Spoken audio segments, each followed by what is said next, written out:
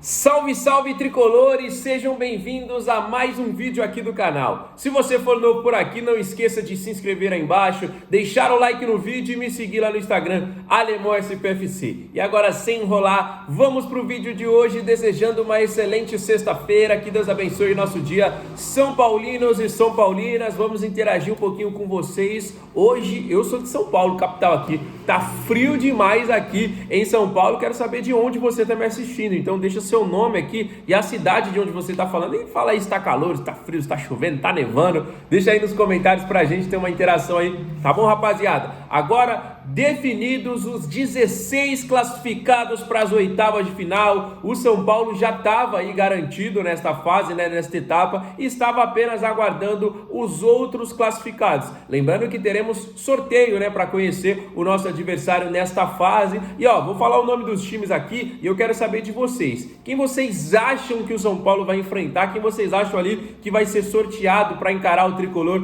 nas oitavas? Temos aí Atlético Paranaense, que hoje não vive o seu melhor momento, inclusive está na Série B e na parte de baixo da tabela. Atlético Mineiro, que passou bem, né? Goleou aí a equipe do Maringá. Tem também o Bahia, tem o Botafogo, Corinthians, CRB, que ontem eliminou a equipe do Santos nos pênaltis. Que fase vive o Santos, hein? Neymar entrou no jogo, criou oportunidade para os seus companheiros, o jogo foi para os pênaltis, ele fez a parte dele, bateu o primeiro, né? A gente lembra da Copa do Mundo, quando virou aquela crítica toda, mas nem assim o Santos conseguiu se classificar, além de estar aí na zona de rebaixamento do Campeonato Brasileiro. Então, CRB, Cruzeiro, CSA, outra equipe de Alagoas representando muito bem aí o estado, Flamengo, Fluminense, Internacional, que ontem, mano, pela primeira vez eu vi um clube perder 3 pênaltis durante o jogo, né? Não foi na disputa de penalidades, não. Foram 3 pênaltis durante a partida. Palmeiras, que sempre vem muito forte, venceu mais uma ontem da equipe do Ceará. Bragantino, Retrô, que eliminou o Fortaleza nos pênaltis, São Paulo, né, classificado, e também o Vasco. E aí, qual o seu palpite? Quem o São Paulo enfrenta nas oitavas de final da Copa do Brasil?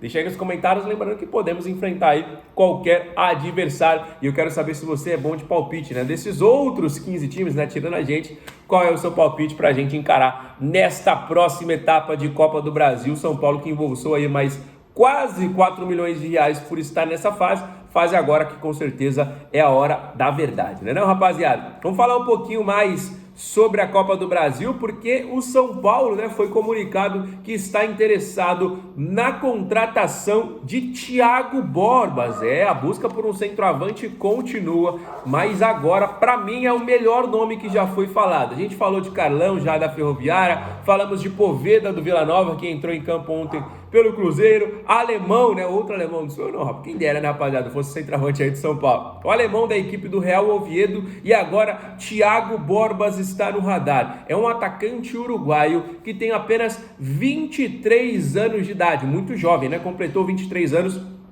no mês passado e tem contrato até 2027 com o Bragantino. Ele já é um pouco mais difícil que os outros, até porque também, na minha opinião, é um pouco mais qualificado também. Acontece o seguinte, o Borbas chegou em 2023 ao Bragantino, né? Jogou a temporada 23, jogou também a temporada 24 e inicia essa temporada de 2025. Ele, mesmo estando aí há um bom tempo no clube, nunca conseguiu se firmar, né, como aquele titular absoluto. Não, é o cara da posição. Ele sempre tá brigando ali com alguém, briga com o Sacha. Agora nesta temporada chegou o Isidro Pita, né? Então tem o Sacha, já tinha o Borbas, chegou o Isidro Pita, que também é um grande centroavante. Aí tem o Lucas, que ontem meteu um hat-trick, inclusive o Bragantino tá voando essa temporada, hein? Chegou aí, não tá para brincadeira. Ontem foi 6-0 na equipe do Criciúma, 3 gols do Lucas Barbosa, e o Thiago Borbas também deixou a sua marca, né? O atacante que tá no radar do São Paulo balançou as redes em 2 oportunidades, né, galera? Então um jogador aí importantíssimo, um jogador jovem, já foi convocado para a seleção principal do Uruguai.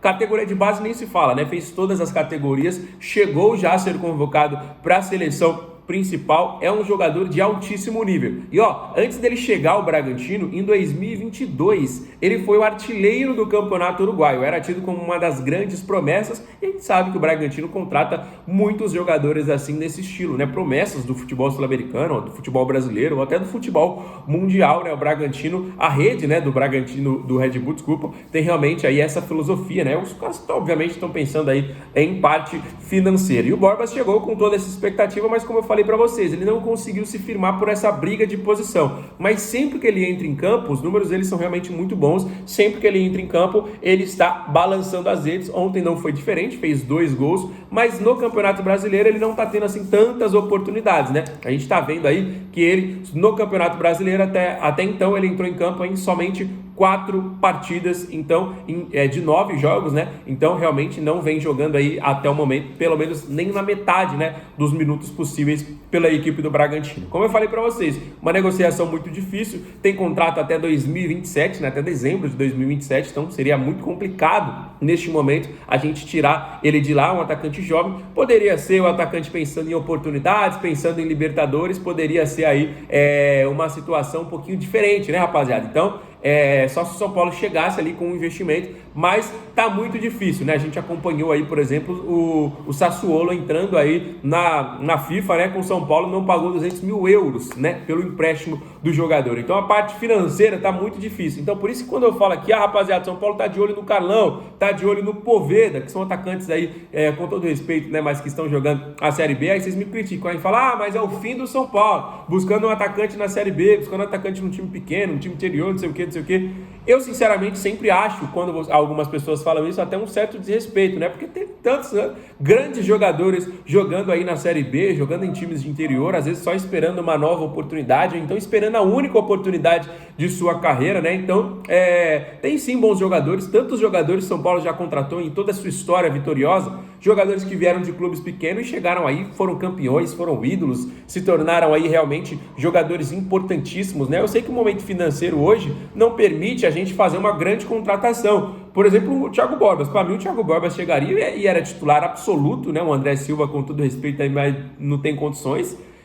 Faz gol sim, mas é um jogador aí, na minha opinião, um pouquinho abaixo, né? O Borbas chegaria para tomar conta aí dessa camisa 9, na minha visão. Essa é a minha visão, rapaziada. Você pode discordar, você pode concordar. Eu acho que seria assim uma contratação interessantíssima, né? Vamos aguardar aí. Eu acho que diante de toda a dificuldade, acho que só se fosse um empréstimo, rapaziada, mas eu acho que o Bragantino não emprestaria um jogador aí importante, mesmo não sendo titular, um jogador importante para o São Paulo, eu acho, né? Minha opinião, sei que muita gente pode discordar, e o Bragantino não gosta muito desse negócio de empréstimo, né? Como eu falei para vocês, os caras contratam aí essas joias, obviamente depois pensando em vender, né? Que os jogadores chegam, façam muito sucesso, mas depois aí sejam negociados, tá bom? Galera, falar um pouquinho sobre o próximo jogo do Tricolor. A gente entra em campo, né, no final de semana pelo Brasileiro, né? Viramos aí a chavinha, vamos jogar contra o Mirassol. Vai ser um jogo complicado. O Mirassol vem fazendo um bom início de campeonato, tá dando tudo de si aí nesta primeira temporada de Série A. Empatou com o Internacional no Beira-Rio, né, no último jogo, um jogo dificílimo, né? O Mirassol poderia ter ganho, inclusive, né? Para quem acompanhou a partida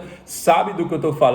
Então é um adversário duro, a gente já conhece, né, de muitos anos do Campeonato Paulista, é um adversário complicado, mas eu acho que São Paulo aí jogando, né, o que está jogando, com todos esses jogadores que estão aí à disposição, Luciano voltando aí a marcar gols, Oscar voltando à equipe titular, o São Paulo aí se encaixando, né, nesse momento da temporada. Eu acho que sim, a gente pode buscar esses 3 pontos, que seria de suma importância. Colocarei a gente na parte de cima da tabela, neste momento não estamos, né, entre os 10 primeiros, daria uma moral muito boa, lembrando que teremos poucos jogos, né, depois tem paralisação da data FIFA, que inclusive segunda tem convocação, vamos ficar de olho aí, né, o Oscar é um possível jogador a ser convocado, então vamos ficar de olho na convocação, tem paralisação da data FIFA, depois tem mais um joguinho só, né, não, isso aqui não, só um joguinho, e aí tem a paralisação pro Mundial, então teremos 2 paralisações nesses próximos dias, vamos dizer assim, né, paralisação para a data FIFA e depois paralisação pro Mundial de Clubes.